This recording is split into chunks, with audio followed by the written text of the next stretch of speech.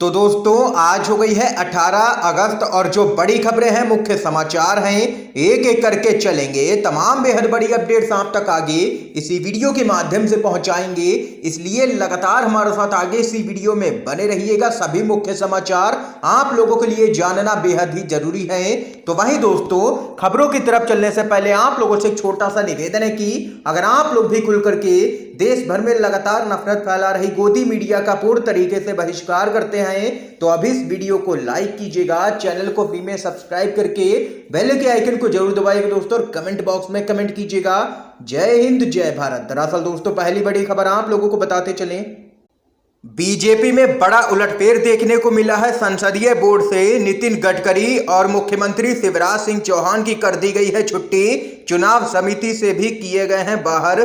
खबर आप लोगों को दोस्तों बताते चलें, बीजेपी से जुड़ी एक बड़ी खबर निकल करके सामने आई है। पार्टी के पूर्व राष्ट्रीय अध्यक्ष और वर्तमान केंद्रीय मंत्री नितिन गडकरी और मध्य प्रदेश के मुख्यमंत्री शिवराज सिंह चौहान को पार्टी के फैसले लेने वाली सर्वोच्च इकाई बीजेपी संसदीय बोर्ड से बाहर कर दिया गया है। दोनों ही नेताओं की पार्टी की केंद्रीय चुनाव समिति से भी छुट्टी कर दी गई है।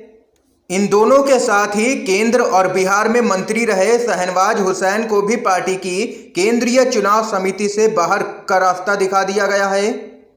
और वहीं केंद्रीय मंत्री नितिन गडकरी ने 24 दिन पहले यानी कि 24 जुलाई को नागपुर में एक कार्यक्रम के दौरान कहा था कि मन करता है कि राजनीति छोड़ दूं। अब इस बयान को अभी एक महीना भी पूरा नहीं हुआ था कि पार्टी संगठन की सबसे ताकतवर संस्था से केंद्रीय मंत्री नितिन गडकरी की छुट्टी कर दी गई है। और नितिन गडकरी लगातार पीएम मोदी और अमित शाह के फैसलों का भी विरोध करते रहे हैं, उनके बयानों का विरोध करते रहे हैं। पीएम मोदी और अमित शाह विपक्ष मुक्त भारत चाहते हैं और नितिन गडकरी इसके यहां पर सीधे तौर में विरोध में खड़े रहे थे। उनका कहना था कि ऐसा कभी भी नहीं होना चाहिए, विपक्ष रहेगा तभी लोकतंत्र मजबूत रहेगा। ये यहां पर दोस्तों देख सकते हैं कि बड़ी खबर सामने निकल के आई है। भाजपा ने संसदीय बोर्ड से नितिन गडकरी और शिवराज सिंह चौहान की कर दी है छुट्टी। इस बीच एक और बड़ी खबर बताते चलें, व्यापारी रामदेव के एलोपैथी वाले बयान पर हाई कोर्ट की तल्ख टिप्पणी लगाई है जबरदस्त फटकार, कहा जनता को गुमराह ना करें। खबर बताते चलें, दिल्ली हाई कोर्ट ने रामदेव के एलोपैथी और कोविड-19 इलाज को लेकर के उनके हालिया बयान पर तल्ख टिप्पणी करते हुए कहा है कि वे जनता को बिल्कुल भी गुमराह ना करें वरना उन पर सख्त एक्शन लिया जाएगा। कोर्ट ने कहा है कि आपके अनुयायियों और शिष्यों व ऐसे लोग जो आप पर विश्वास करते हैं उनका स्वागत है, लेकिन किसी आधिकारिक बातों से ज्यादा बोलकर किसी को गुमराह ना किया जाए। दरअसल दोस्तों रामदेव ने अमेरिकी राष्ट्रपति जो बाइडेन पर टिप्पणी करते हुए कहा था कि कोरोना वैक्सीन की तीनों खुराक लेने के बावजूद वो संक्रमित हो गए। उन्होंने इसे मेडिकल साइंस की विफलता बताया था, जिसके बाद यहां पर दिल्ली हाई कोर्ट ने उनको जबरदस्त तरीके से फटकार लगाई है और कहा है कि जनता को गुमराह बिल्कुल भी ना करें आप। इस बीच एक और बड़ी अपडेट की तरफ चलते हैं दोस्तों, हमें तानाशाही सरकार को हटाना ही है, मोदी को हटाना है। 2024 के लोकसभा चुनाव पर बोले हैं आरजेडी के प्रमुख लालू यादव। खबर बताते चलें, बिहार में एक बार फिर महागठबंधन की सरकार बन चुकी है। ऐसे में नीतीश कुमार की पार्टी जेडीयू और लालू यादव की पार्टी आरजेडी साथ मिलकर के काम कर रहे हैं। और वहीं आप लोगों को बताते चलें, आने वाले 2024 के चुनावों के बारे में पूछे जाने पर आरजेडी के प्रमुख लालू यादव ने कहा है कि हमें तानाशाही सरकार को हटाना है, मोदी को हटाना है। लालू यादव ने आगामी लोकसभा चुनाव को लेकर के पार्टी रणनीति भी साफ कर दी है। लालू यादव ने दो टूक कहा है कि बीजेपी की मोदी सरकार को हर हाल में सत्ता से सभी को मिलकर के हटाना है। उन्होंने तानाशाही सरकार को अब जनता बर्दाश्त नहीं करेगी ये भी कहा है। 2024 में हम मोदी सरकार को केंद्र की सत्ता से उखाड़ देंगे, ये यहाँ पर लालू यादव ने एक बार फिर से हुंकार भरी है। इस बीच एक और बड़ी खबर बताते चलें आप लोगों को, मोदी और अमित शाह आए हैं आमने सामने। रोहिंग्या शरणार्थियों को घर दे रहे थे मोदी के मंत्री, अमित शाह के मंत्रालय ने लगाई रोक। खबर बताते चले, दिल्ली में रोहिंग्या शरणार्थियों को नया घर देने का मामला विवादों में आ गया है। केंद्रीय शहरी और आवास मंत्रालय की तरफ से पहले रोहिंग्या शरणार्थियों को फ्लैट देने की बात कही गई, फिर बाद में गृह मंत्रालय ने रोहिंग्या को घर मुहैया कराने से साफ इनकार कर दिया। मतलब कि केंद्र की भाजपा सरकार के दो मंत्रालय आपस में ही रोहिंग्या मामले पर एक दूसरे के ऐलानों को झुठला रहे हैं। और वहीं सरकार की तरफ से जब यह खबर सामने आई कि दिल्ली में रह रहे लगभग 1100 रोहिंग्या शरणार्थियों को घर और बुनियादी सुविधाओं सुरक्षा से लैस उन्हें बेहतर फ्लैट्स दिए जाएंगे, उसके बाद कई राजनीतिक और गैर राजनीतिक संगठनों ने मोदी सरकार को आड़े हाथ लेना शुरू कर दिया। विश्व हिंदू परिषद से लेकर के वीएचपी तक ने यहां पर केंद्र की मोदी सरकार को इस पूरे मामले पर चेतावनी दे डाली, जिसके बाद यहां पर अमित शाह के मंत्रालय को सामने आना पड़ा है और कहा है कि रोहिंग्या मुसलमानों को कोई भी फ्लैट नहीं दिया जाएगा, उनको डिटेंशन कैंप में ही रहना होगा। ये यहां पर गृह मंत्रालय का कहना है।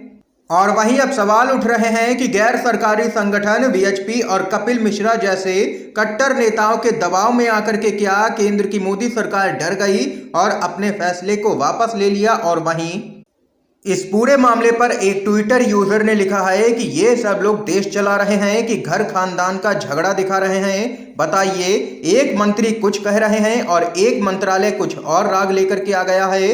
लोकतंत्र है, सबको बोलने की आजादी है, दो मंत्रालय ही बोल लें पहले। ये यहाँ पर मोदी और अमित शाह आमने सामने आ चुके हैं। इस बीच एक और अपडेट बताते चले आप लोगों को। केरल में अडानी पोर्ट का विरोध तेज हो गया है, चर्च भी कूदा है विरोध में। खबर बताते चलें क्या कुछ है पूरा मामला। केरल में अडानी पोर्ट के विरोध में चर्च भी शामिल हो गया है। केरल के मछुआरे कई दिनों से विंझिंगम में अडानी पोर्ट के निर्माण का लगातार विरोध कर रहे हैं। यह प्रदर्शन लगातार जारी है। फिलहाल पोर्ट के निर्माण का काम रुका हुआ है। केरल सरकार का कहना है कि वो इस पोर्ट का निर्माण नहीं रुकवा सकती क्योंकि इसमें केंद्र सरकार भी शामिल है। यह राज्य सरकार का प्रोजेक्ट नहीं है। सुप्रीम कोर्ट और नेशनल ग्रीन ट्रिब्यूनल ने इसकी यहां पर अनुमति दी है। और वहीं दूसरी तरफ केरल के पर्यावरणवादियों ने भी इस पर काफी चिंता जताई है। उनका कहना है कि अडानी पोर्ट से सिर्फ तिरुवनंतपुरम का समुद्री तट ही नहीं प्रभावित होगा बल्कि कई सारे समुद्री तटों पर भी इसका असर पड़ेगा। ये यहाँ पर खबर सामने निकल के आई है दोस्तों केरल से। अगली अपडेट की तरफ चलते हैं। महाराष्ट्र विधानसभा में जमकर के हंगामा देखने को मिला है। विहिप को लेकर के आमने सामने हुए शिंदे गुट और ठाकरे खेमा। महाराष्ट्र विधानसभा में विपक्ष का जमकर के हंगामा। खबर बताते चलें, महाराष्ट्र में कैबिनेट का विस्तार हो गया है। कैबिनेट विस्तार के बाद महाराष्ट्र विधानसभा का मानसून सत्र शुरू हुआ। सत्र शुरू होने के बाद ही जबरदस्त तरीके से हंगामा भी देखने को मिला है। विपक्षी दलों ने विधान भवन की सीढ़ियों पर खड़े होकर के शिंदे सरकार के खिलाफ जमकर के नारेबाजी की है। विपक्ष के नेता अजीत पवार के नेतृत्व में एनसीपी और कांग्रेस ने किसानों के मुद्दों पर सरकार के खिलाफ नारेबाजी करते हुए जबरदस्त तरीके से घेरा है सरकार को। शिवसेना के नेता आदित्य ठाकरे समेत उद्धव ठाकरे के नेतृत्व वाली शिवसेना के कई सदस्यों ने भी इस नारेबाजी में भाग लिया। आपको बता दें कि विपक्ष शिंदे सरकार पर निशाना साधते हुए कह रहा है कि यह सरकार असंवैधानिक है। विपक्ष के नेता अजीत पवार इससे पहले कह चुके हैं कि जिस प्रकार से शिंदे सरकार सत्ता में आई है उससे हमारा मानना है कि ये सरकार निर्धारित संवैधानिक नियमों के अनुसार नहीं बनी है, इसलिए यह पूरा मामला सुप्रीम कोर्ट में लंबित है और सुप्रीम कोर्ट का जो भी फैसला आएगा वो सभी को मान्य होगा। ये यहाँ पर खबर महाराष्ट्र से सामने निकल के आई है। एक और अपडेट की तरफ बढ़ते हैं। एनएसए अजीत डोभाल की सुरक्षा में चूक का मामला। सीआईएसएफ के 3 कमांडो सेवा से बर्खास्त डीआईजी समेत 2 अफसरों का किया गया है तबादला। खबर बताते चलें, एनएसए अजीत डोभाल के आवास पर इस साल की शुरुआत में सुरक्षा में लापरवाही का एक मामला सामने निकल के आया था। राष्ट्रीय सुरक्षा सलाहकार के आवास पर सुरक्षा उल्लंघन में सीआईएसएफ के 3 कमांडो को सेवा से बर्खास्त कर दिया गया है और वीआईपी सुरक्षा इकाई के 2 वरिष्ठ अधिकारियों को यहां पर स्थानांतरित कर दिया गया है। ये यहाँ पर दोस्तों इस समय की आज की सभी बड़ी खबरें थी, मुख्य समाचार थे जो हमने आप लोगों तक पहुंचाए हैं UNVDB के माध्यम से। अगर आप लोगों को ये वीडियो पसंद आया हो तो इस वीडियो को लाइक कीजिएगा, ज़्यादा से ज़्यादा इस वीडियो को शेयर कीजिएगा ताकि आप सभी के दोस्त भी मुख्य समाचारों को जान सकें। वीडियो देखने के लिए दोस्तों आप सभी का बहुत बहुत धन्यवाद।